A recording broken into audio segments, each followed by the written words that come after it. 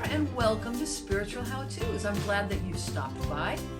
Today we want to do a review.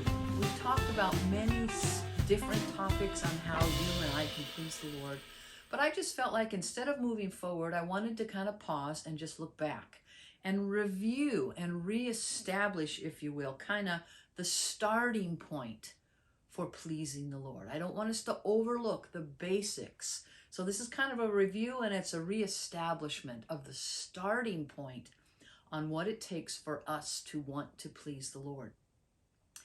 Let's start with this. You see, when you want to please someone, you want to make them happy, right? You want to make them happy. You want their approval. You want their affirmation. And you want to try and do the things that they enjoy or try and do the things that they desire. That's what it means to try and please someone. And really, doesn't that flow from knowing them? In other words, you want to please them because you know them, and you won't be able to please them until you know them, right? So it flows from knowing them and getting to know what they are like. And then as you get to know what they're like, you go, I know they would like this, right?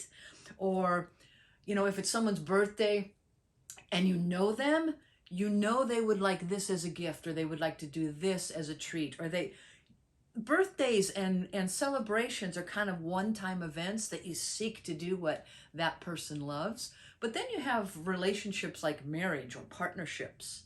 That's more long-term, isn't it? It's not just a one-time shot that, okay, I got the birthday gift right.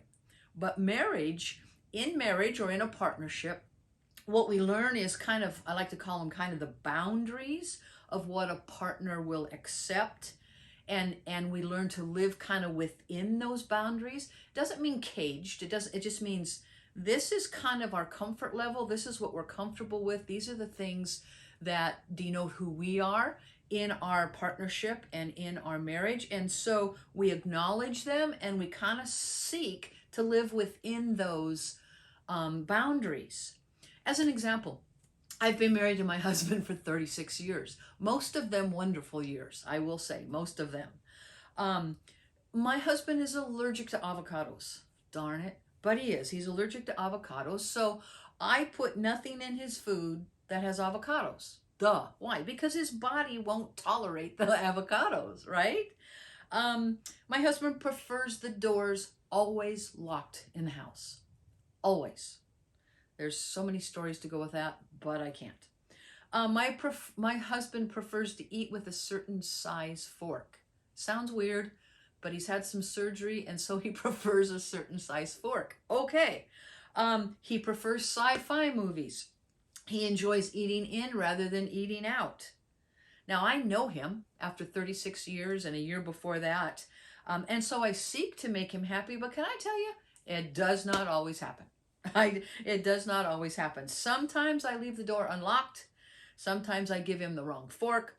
I will try and sit with him and watch aliens invading Earth, but not always. Not always. And I love eating out. So sometimes we compromise and we order in, right? That's kind of just basic information about us, and an illustration on how getting to know someone helps you know how to please them. But the key is just that, getting to know him. I've spent lots of time with Dennis, so I know him because I've spent time with him. And the same can be said of the Lord, right? Jesus is a real person, my friend. He is alive, and he seeks a relationship with you and with me. And we can get to know him just like we get to know another person. And we can get to know what he likes just like we get to know another person. It's just like a marriage. We learn what pleases the Lord, just like I learn what pleases my husband, and you learn what pleases your partner, right?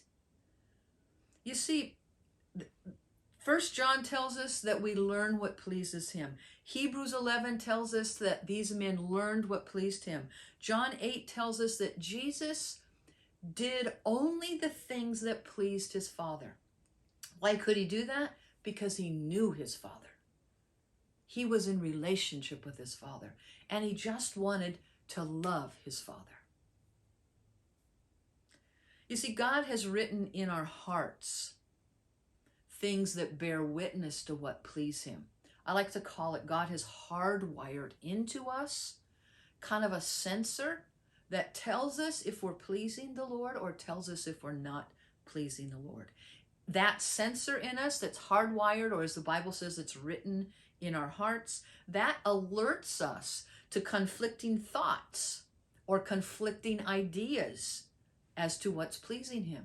There's an alert that goes off and we go, in our conscience we think this, and yet we feel an alert or an alarm or a hesitancy. That's hardwired into our heart to help us choose the things that please the Lord. That hardwiring will accuse us or it will excuse us. God hardwired it into our heart. That judges our secrets, not according to man's standards, but Romans tells us according to the gospel. God's put in our hearts a mechanism, the Spirit, if you will, that will judge us and help us to judge what we are doing. See, the problem is, what happens is when we refuse to acknowledge God and his ways, then our conscience becomes calloused.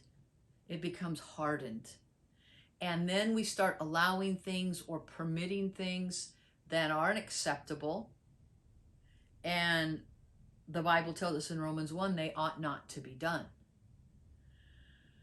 What happens when we're calloused and hardened and don't pay attention to that hardwiring? Then we give approval to evil rather than to God. And we've all walked there. We've all been there. You, I think, know what I'm saying is true. The Bible tells us in 1 Corinthians 10 that in that situation, then, God is not pleased with us. When we choose evil over choosing God, the Bible says he's not pleased with us. My friend, we have a whole Bible filled with things that please and displease the Lord, don't we? The Bible tells us that all the stuff that's written in the Bible was written for our admonition, written for us to learn by. So we can learn by the things that are written down in the Bible, and we can learn what pleases the Lord and what is evil in his sight, 1 Corinthians tells us. The key, though, is really pleasing the Lord, isn't it? And anyone choosing to walk with God is choosing to be in close relationship with God. You're choosing to know God. You're choosing to know Jesus.